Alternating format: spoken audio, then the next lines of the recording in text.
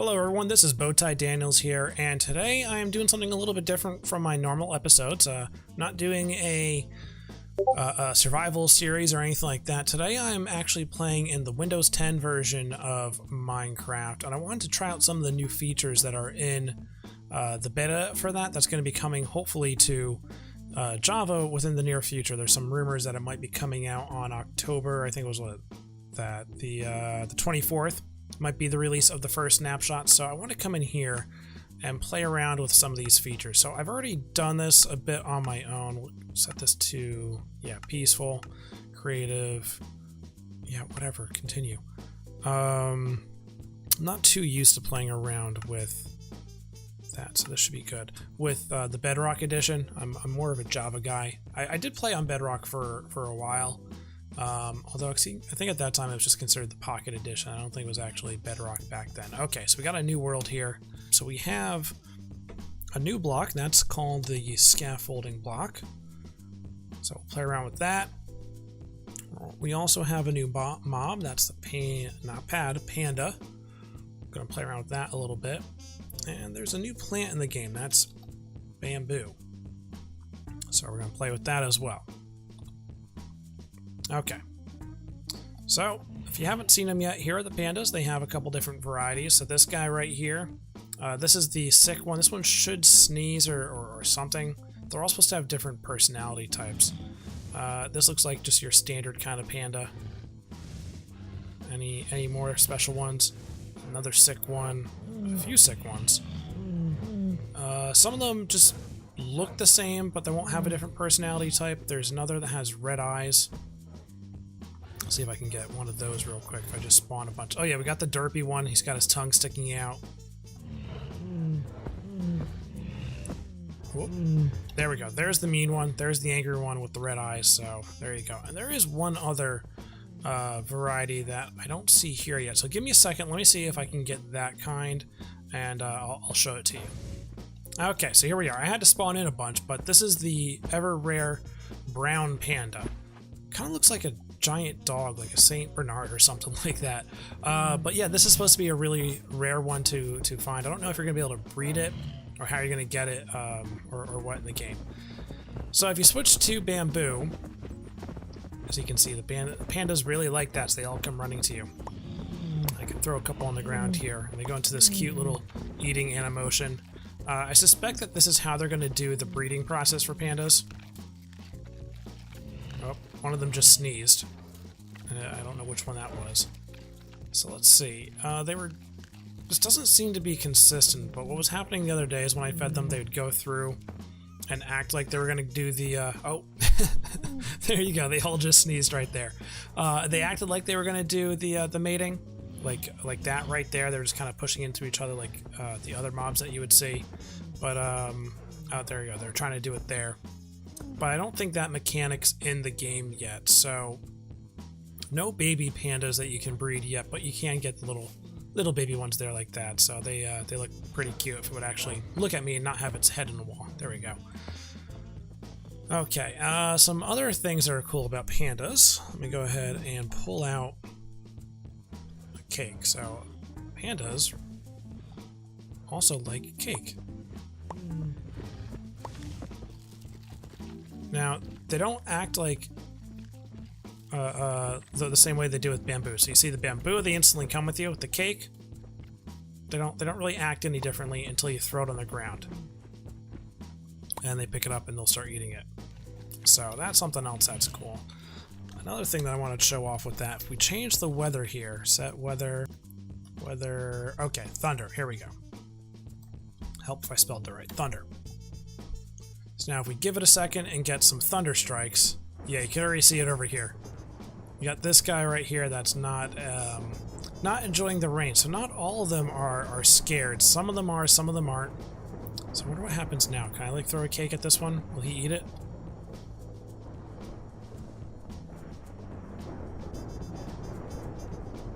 Whoa, what was that?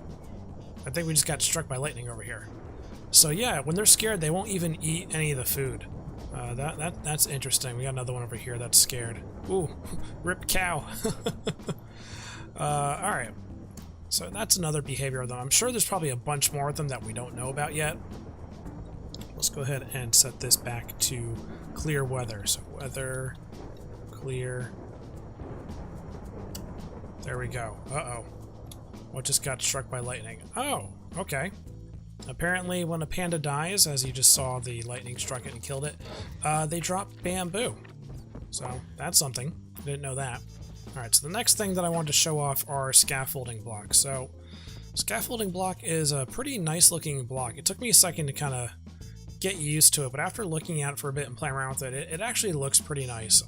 It's definitely going to be able to be used for building in terms of just like aesthetics. Because it looks like it can be used as a table, and if I were to go into my creative inventory again, and let's get some trapdoors here. Where are we going here? All right. I just set the trapdoor on top. It makes a nice looking little table, and you can change it out, and you can use different trapdoors where they go. Now, not all of them are going to look right or look nice, but let's just see how another one is on here. So yeah, I mean, it can be used as that. Let's just grab a couple more and see. Birch. No, birch doesn't look good. Yeah, jungle would have looked alright if it wasn't so transparent. I think acacia is probably the same way. So yeah, really just spruce or dark oak will look nice for that. Now some other things with the scaffolding. If you don't know about them, they're going to be used as kind of like ladders to go up and down for when you're building. So you can quickly go up. Now, if you're just placing one block down like I have there, and no, not right, and you keep placing blocks on the top of it, you don't see anything happening. You just see me hitting the block. But now if I look up, we have a stack up in the sky, so you don't actually have to jump stack to get all the way up to where you want to go. So that's a pretty cool feature.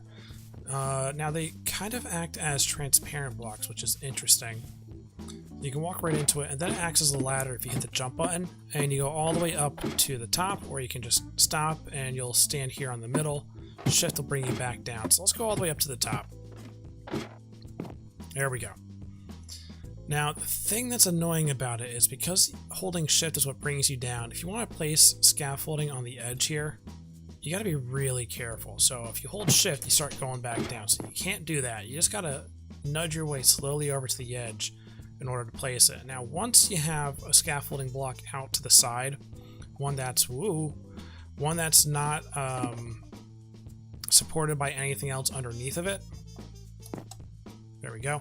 It'll be fine for holding shift on. So like I'm holding shift right now and I can move around. Oh, that's going to be a pain. So if you place the scaffolding in the wrong spot, so if you place it properly on the side while holding shift, no problem. If you are slightly off with your click and do it on top, you're going to fall right through. So be careful with that.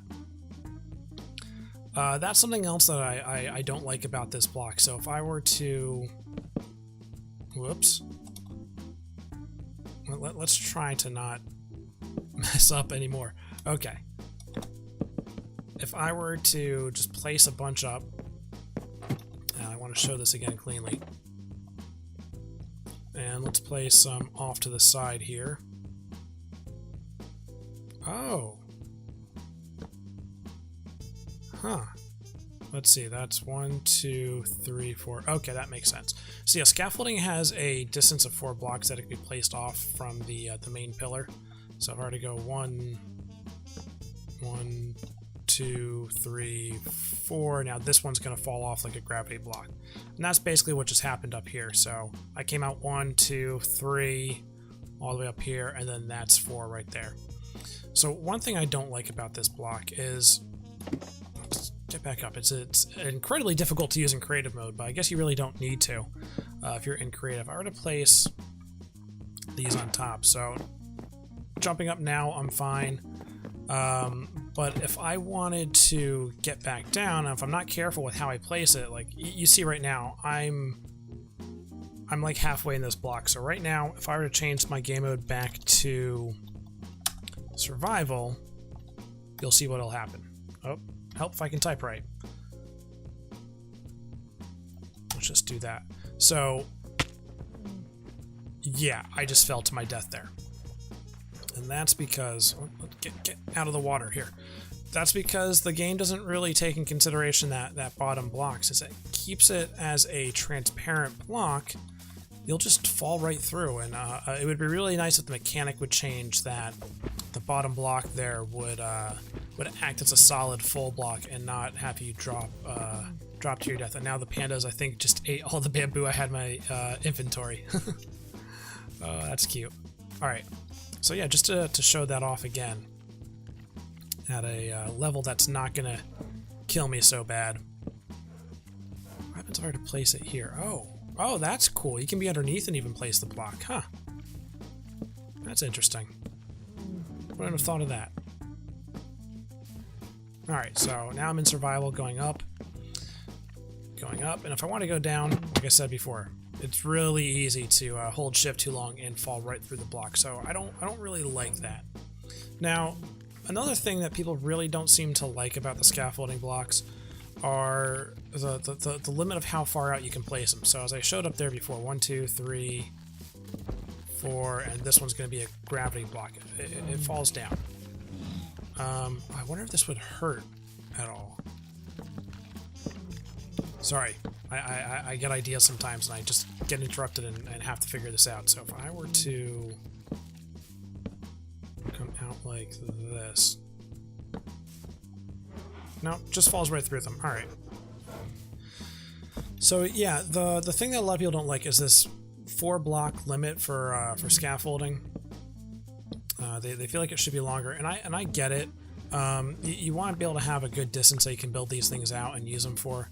But at the same time, like, this is a pretty big structure. If I were to break this bottom block and we didn't have that block limit, like, look at all those entities that are falling now and that animation, everything I had to go through. Like, that could really cause some serious lag in the game. So as much as I don't like the block limit, I guess it makes sense and I understand it.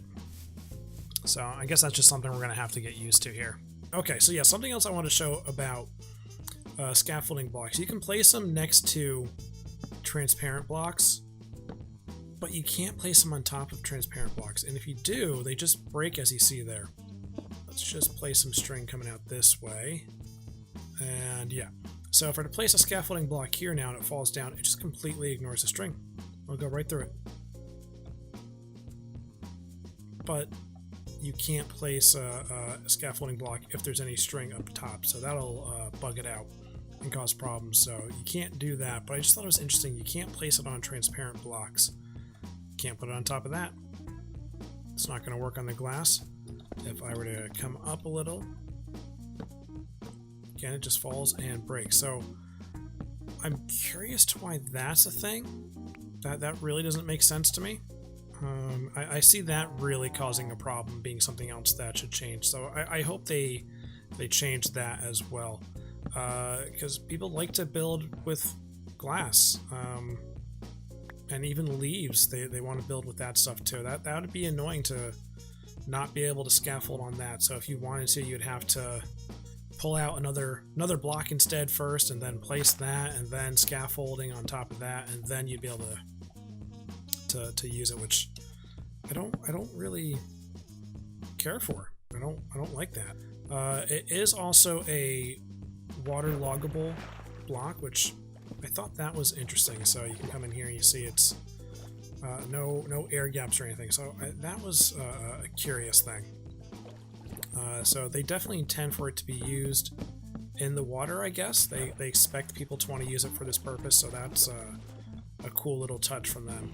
Alright, so I want to show a few things off with bamboo as well. Let's get away from the pandas so they're not all getting in the way here as I'm doing this stuff. I wonder how far away they'll be attracted from. So here we go. This is what the bamboo, I guess, sapling looks like. You place one down, and it'll eventually grow over time. I'm not going to sit here and wait for it to grow so you can see. If I just click on it again like sugarcane, it'll go ahead and grow back up. So you don't have to always wait for it. And what's nice is, like the scaffolding, if you just click that bottom block, it keeps growing. You can just keep placing it. So that works out pretty cool. And if you have enough of these down, so like right now I can walk through here now that... Oh, it's not doing it now. Maybe there's another level? No. Alright. Oh, here we go. This is what I was trying to show. So, it's not a transparent block. It's not like some of the other things like Sugar Cane where you can walk through it. Like, this can actually be used as a trap, and you can see it places it in different locations. So, depending on where the sapling grows, I don't want it to be... I'm trying to see if I can get it into the location that I want. It seems like it's always going to be in that one spot. Maybe it's directional.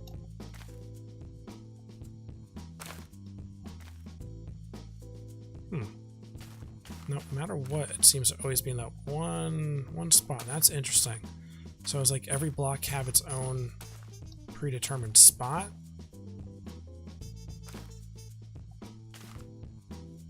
So then this one should be close to it. Huh. No, it does seem to be random, but the point is that I was trying to show off is that you could actually, if you worked on it and played around with it enough, you could probably make a bamboo cage, although the feature doesn't seem to be consistent enough to be able to make a proper cage. Like, I can still get through there, but I wonder if it would work for mobs. So that'll be cool to play around with too. Here we are at a village, and as we can see now, cats naturally spawn in villages, and I forgot to get rid of the weather, but we're in a desert, so that's going to be okay. So yeah, that's a cool little thing that we have. Why is it raining here? We're in a desert. They're not supposed to get rain in a desert. Well, this is a snapshot, so I guess this is something that's a little bit bugged out. I guess also because this isn't a... Wait, what? Oh, this is two villages that spawn together, I guess. It looks like it's a desert village and a normal oak village. Interesting. So yeah, we have cats roaming around in here now, so that's a cool little thing. One thing I don't like about the cats, though, is if we hang out here long enough, all the cats are going to go ahead and get out of here. Let me clear this weather. Where is it? There. And they won't stay in the village. They'll eventually wander off and get out of here, which is a shame. Now, let's go ahead and spawn a couple of them in, see if we can get all the different varieties here. So you have a bunch of different cats. We got our normal ones, we got the tuxedo one, we got the orange one, and so forth. I don't know anything about cats. I'm more of a dog person myself, but in terms of the cats, we could... Let's get rid of this and pull out some cod. You can tame a cat just like you would the same way as an ocelot, except they don't run away. They're not scared of you like ocelots are. And a couple of them.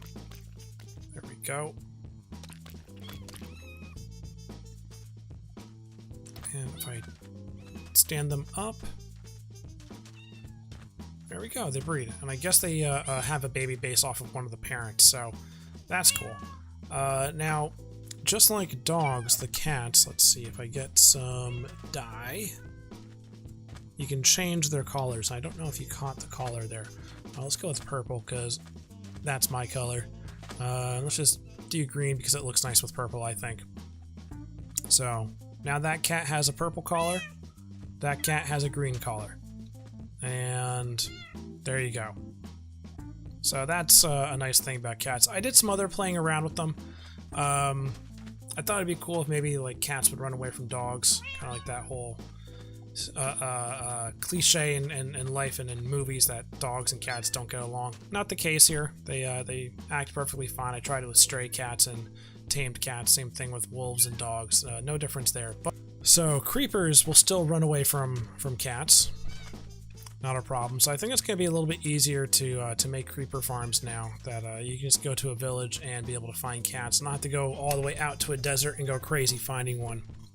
Ocelots will still have the same effect, so if I were to go ahead and pull out an ocelot, I really have to get used to how these inventories work here.